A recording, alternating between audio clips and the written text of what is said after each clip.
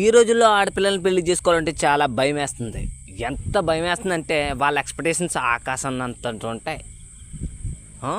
నిజమే.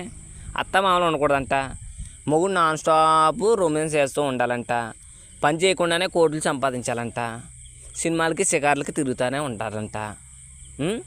వీళ్ళు మాత్రం ఏ పని చేయరంట. సంసారం సుఖం తర్వాత వచ్చే పిల్లలు మాత్రం వీళ్ళకి అనరంట. ఏదన్నా పని మనుషుల చేత కనిపిస్తారంట పిల్లలను కూడా.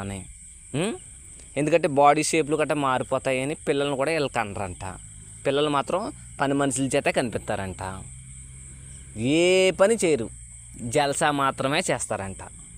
ఆ టైపు మెంటాలిటీ ఉన్న అమ్మాయిలు ఎక్కువ ఉన్నారు. 99%. ఎక్కడో 1% ఉన్నారు. వాళ్ళు పేరుకి మాత్రమే తప్పి వాళ్ళు కంటికి కనిపించరు.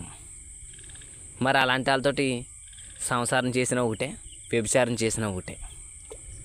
దానికన్నా బ్రహ్మచారిగా బ్యాచిలర్గా ఉండిపోయి హ్యాపీగా సింగిల్గా మనం వండుకుంటూ హ్యాపీగా ఉండిపోవడం బెటర్. దానికి మించింది వేరేది ఏమీ లేదు.